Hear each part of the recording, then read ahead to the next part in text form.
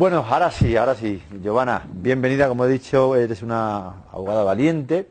¿Y por qué decimos esto, de que es una abogada valiente? Aparte de que es de Galicia y efectivamente allí las mujeres son bien valientes. Pero Giovanna es una mujer que está centrada en ayudar a los hombres que son damnificados por la ley de género, ¿no? Por la ley de violencia de género. Violencia de género. Sí. Esto es. Y esto parece ser como que es un tema que, no sé por qué, no se toca lo que se debería de tocar. No, este no se sabe por qué, es un tema absolutamente tabú. Tabú. ¿Por qué Sí. es tan tabú el tema? A ver, la Ley Integral de Violencia de Género nació, además como una broma, un 28 de diciembre del 2004, teóricamente para proteger a las mujeres que estaban siendo maltratadas, que sufrían maltrato por parte de hombres. ¿Qué ha pasado? Pues que se ha convertido como en un mal chiste. No solo no protege a las mujeres que realmente son maltratadas, sino porque es utilizada, mal utilizada, por determinadas mujeres para conseguir beneficios en procedimientos de divorcio. Es decir, tú, una mujer que denuncia, hablamos siempre de cuando lo hace falsamente, a un hombre por violencia de género, impide que este hombre opte a tener la custodia compartida de sus hijos. Automáticamente esta mujer recibe una pensión alimenticia por estos hijos. Automáticamente. Automáticamente se queda con el uso exclusivo de la vivienda, aunque el hombre la siga pagando. Y además, a través de estas denuncias, consiguen unas ayudas estatales y autonómicas, consiguen beneficios en alquiler social, becas de comedor para sus hijos, y pueden estudiar hasta una carrera universitaria gratuita. Es decir, es muy difícil, sobre todo en estos años de crisis que sufrimos últimamente, que algunas personas se resistan a conseguir todo esto solo acudiendo 5 minutos a comisaría con solo decir que tu marido o tu expareja te ha maltratado física o incluso psicológicamente 1, 2 o 3 veces. Entonces, lo que nos estás tratando de decir es que los hombres y las mujeres, ante estos casos, no somos iguales para la ley, ¿no? Absolutamente. O sea, este artículo de la Constitución española que dice que todos los españoles son iguales ante la ley, en España es absolutamente falso. Es decir, ser hombre y ser mujer en España conlleva unas obligaciones diferentes y tiene unos derechos diferentes. Llevados a este caso, al caso de la violencia de género, si yo como mujer me presento en una comisaría y digo que mi exmarido me ha insultado, inmediatamente se activa el protocolo de víctimas de violencia de género y esa madrugada las fuerzas de seguridad del Estado irán al domicilio de este hombre denunciado y será detenido. Si la detención es un viernes, lo más probable es que el juicio rápido se celebre el lunes. Es decir, que pase todo el fin de semana detenido en los calabozos de la comisaría. A partir de ahí, a estas mujeres se les aconseja y se les indica que tienen todo este tipo de ayudas que habíamos comentado y en el juicio, con solo la declaración de la mujer, siempre y cuando no se contradiga, es suficiente para provocar una condena en este hombre. Ahora, ¿qué pasa a la inversa? Si a un hombre le maltratan o a un hombre su pareja le insulta, cuando acuda a la comisaría, en el 90% de los casos, las denuncias no se recogen. Directamente. Yo tengo En el 90, perdona, en el 99 no de cada 10 hombres que van a denunciar a comisarías de fuerzas de seguridad, tanto el Estado como autonómicas, en España, sus denuncias no son recogidas. ¿Y por qué? ¿Por qué? Extraoficialmente, porque digamos que la ley de violencia de género tiene detrás un montón de entidades públicas que están hipersubvencionados y hay toda una ideología de género que es intocable. Es decir, la sociedad española, las fuerzas de seguridad del Estado en España no aceptan la figura de un hombre maltratado. Lo que vivían las mujeres hace 60 años, que se acudían a una comisaría a denunciar que sus maridos les insultaban o les pegaban y eran enviadas a casa, muchos de mis clientes, 9 de cada 10 hombres que acuden a comisaría son enviados a casa. Se ha cambiado la... Sí, de hecho yo tuve uno muy curioso. Fue a denunciar a que su mujer le había maltratado y como al salir de casa se lo dijo, te voy a denunciar por lo que has hecho. Cuando estaba denunciando, tratando de denunciar, porque no le recogieron la denuncia, la señora llegó y a su vez puso otra denuncia. Pues este señor que iba a denunciar acabó detenido. Oye, Giovanna, cuéntanos, ¿cuál fue el empujón, por llamarlo de alguna forma, que te hizo a ti decantarte por la defensa de los hombres? A ver, yo en estos momentos estoy especializada en este tipo de casos y solo defiendo a hombres. ¿Vale? ¿El por qué? Hace unos años, sustituyendo a una compañera en un caso penal, acabé en un juzgado. Tenía que defender a un hombre que estaba acusado de maltrato. Y antes subes al juzgado y miras lo que se llaman todos los autos, o sea, toda la denuncia y todo lo que hay detrás. Entonces veo que la señora que denuncia que un señor la ha maltratado a ella y a su hijo y que pide una orden de alejamiento y que se saque a este señor de casa. Cuando me traen al defendido, a la persona que yo tenía que defender, me encuentro con una persona de 72 años, con la camisa llena de sangre y absolutamente compungido.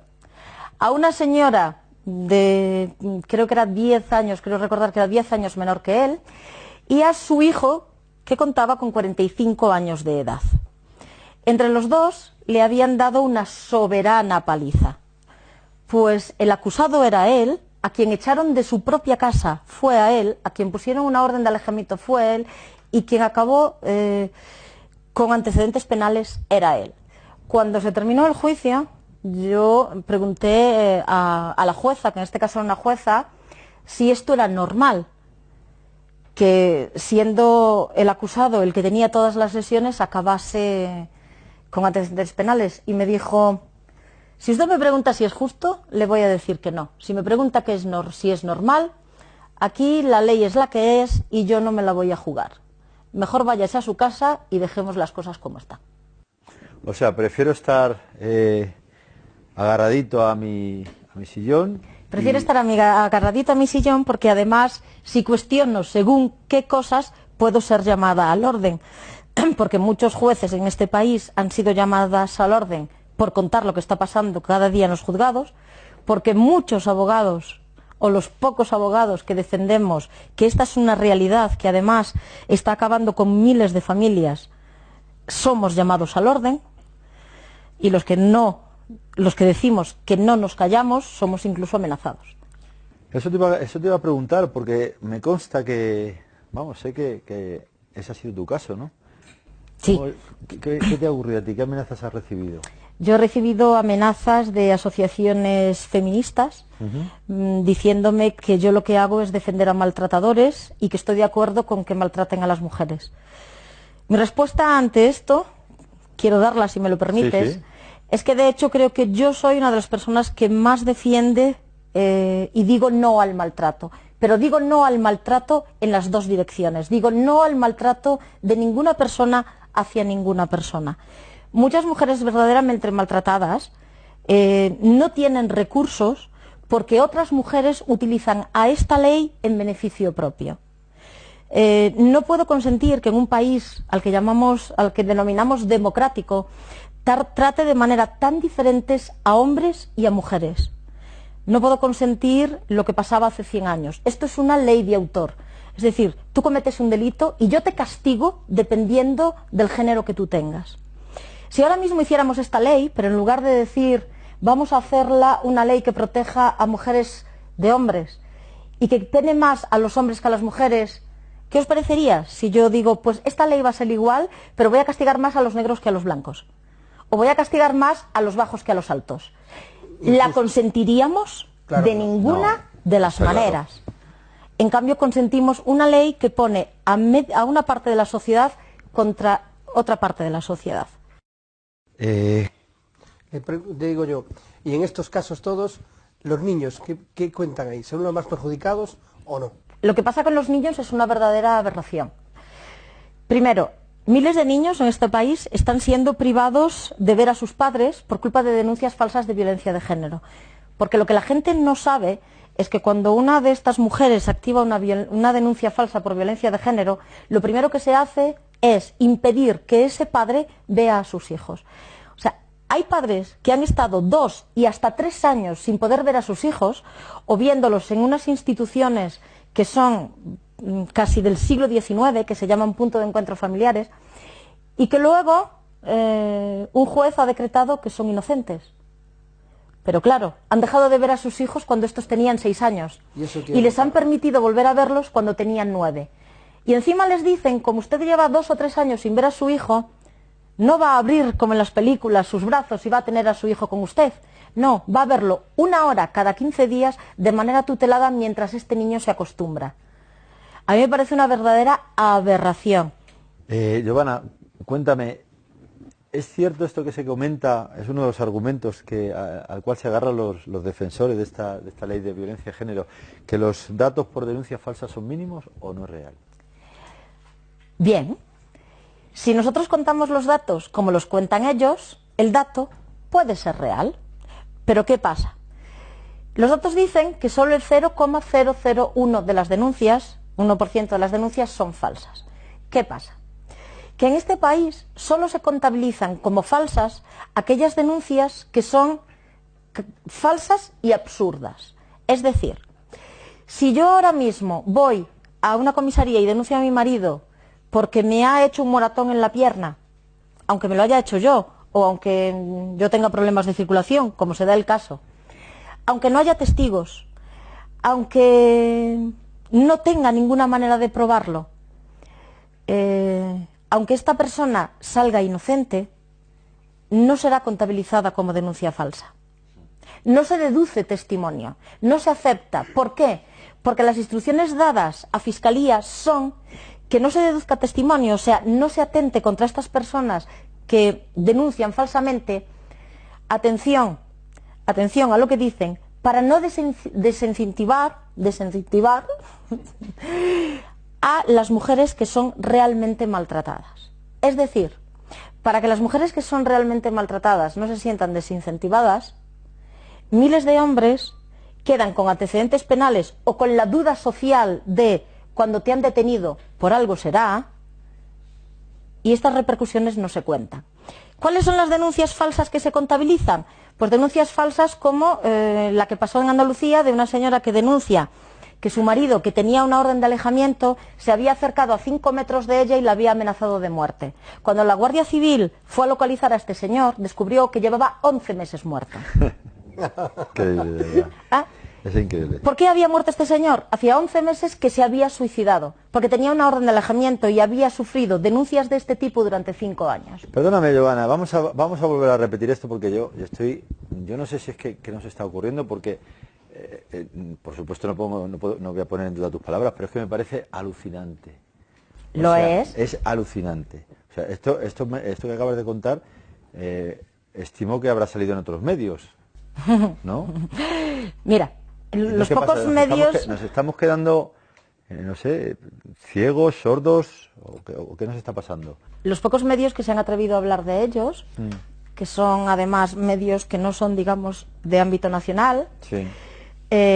O reciben amenazas o presiones para no hablar del tema, porque este es un tema del que no se habla. ¿Por qué? Porque este es un tema que maneja miles de millones de euros anuales en subvenciones europeas y estatales. Escuché hace poco, en otro programa que tuvimos, hablaban de 30.000 millones de euros. Se estima. 30.000 millones de euros. Sí. Claro, entonces la subvención además va por denuncia, por cada denuncia que se realice. Lo curioso es que en determinadas comunidades autónomas han logrado un entramado tal que en una sola denuncia entran hasta 10 y 11 entidades públicas. Y cada una de ellas cobra una subvención por esa misma denuncia. Con lo cual, soltar todos esos miles de millones de euros en subvenciones, todas estas personas que se lucran y que viven a costa de esto, es muy difícil. Es decir, han convertido un problema de violencia, que no es un problema social, la violencia de género. El ser humano es violento, es inevitable. Mueren mujeres, sí, pero mueren hombres y mueren niños. No, y aparte que se nota, o sea, es que no hace falta ser muy inteligente, se ve que es algo injusto lo que acabas de comentar. Una persona que es acusada de haber transgredido le han puesto que no se puede acercar y esa persona resulta que está muerta hace, ¿cuánto? ¿11 meses? Llevaba 11 meses, sí, se había suicidado. Después de recibir, creo recordar que eran 5 denuncias. ¿Y qué le pasó a esta señora que hizo eso? Seguramente nada. 900 euros de multa. 900 euros que los tiene hasta Amadeo. Hasta los tengo yo. Sí, increíble. eso parece. Además, la familia de este señor intentó que se reabriesen los casos anteriores porque él aseguró antes de morir que era absolutamente inocente y de hecho había sido condenado sin pruebas y Fiscalía del Estado le dijo que se relajase, que tranquila, que esto ya era un caso cerrado. Y digo yo, ¿los jueces no pintan nada ahí? ¿O se lavan un poco las manos? ¿O qué pasa? A ver, hay jueces que están dentro de esta ideología. De hecho, no, aunque los jueces deberían ser imparciales, no es un secreto que en España muchos jueces, sobre todo muchas juezas, pertenecen a asociaciones que defienden la ley integral de violencia de género y que están dentro de esta vorágine, ¿vale? Y de este entramado de subvenciones de la ley de violencia de género. Otros no lo hacen por miedo. Hay casos como pero el juez ¿miedo a qué? Se lavan las manos un poco entonces. A las presiones. Al por si acaso. O sea, en el siglo XXI, a estas alturas del partido, estamos con el tema de la presión, de que tal... Bueno, lo que me has dicho antes del juez. A ver, yo en julio, a finales de junio, principios de julio, recibo en mi despacho la llamada de un juez de un caso en el que estoy trabajando, donde ha habido una denuncia falsa, además, se sobreseyó, donde me dijo que sé quién eres, relájate. ¿Qué le contestaste? Si me lo decía por escrito. Me dijo que no, entonces le dije, entonces esta conversación termina aquí. Sí, no tiene éxito la conversación. Claro. Bien, los medios de comunicación, ¿de qué manera podemos colaborar, ayudar? Mira, hay una gran parte de culpa, o una pequeña parte de culpa, para ser justos, que la tienen los medios de comunicación. Las maneras de dar las noticias. Mira, yo pongo siempre, por ejemplo, hubo un medio de comunicación escrito que hace un año dio una noticia. 9 de cada 10 jóvenes controlan a sus parejas. Y en la foto había un chico mirando el móvil de una chica.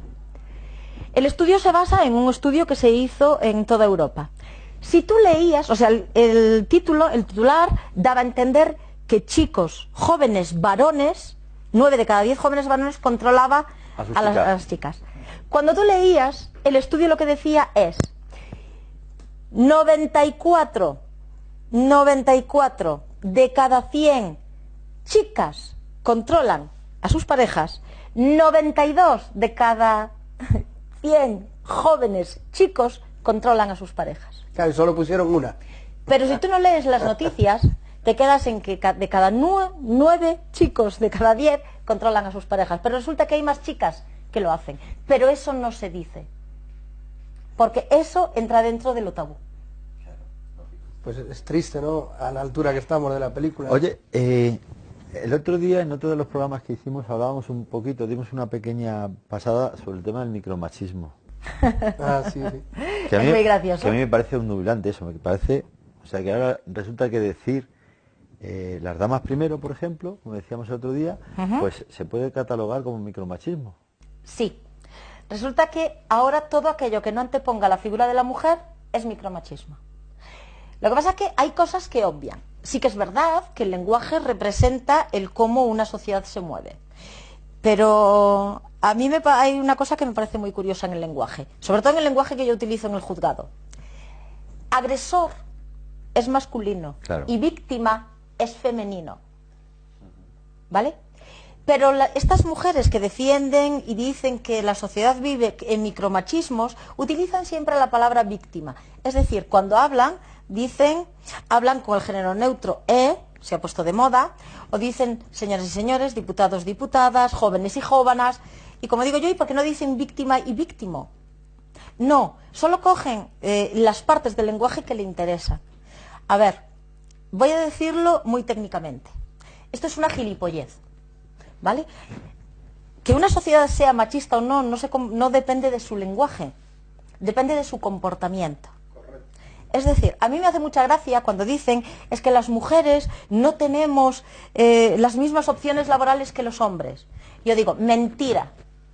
A mí, yo en mi trabajo, y nunca,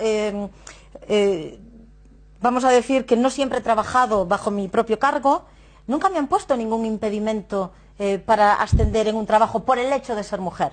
Pero ¿sabéis lo que veía a mi alrededor? Que mis compañeros hombres quedaban las horas que hiciera falta. Mis compañeras mujeres decían, es que tengo que ir a buscar al niño al cole, es que tengo que ir a... Digo, me parece una opción muy lícita si eso es lo que quieres, pero luego no puedes pedir tener un ascenso de una persona que le ha dedicado 60 horas a la semana.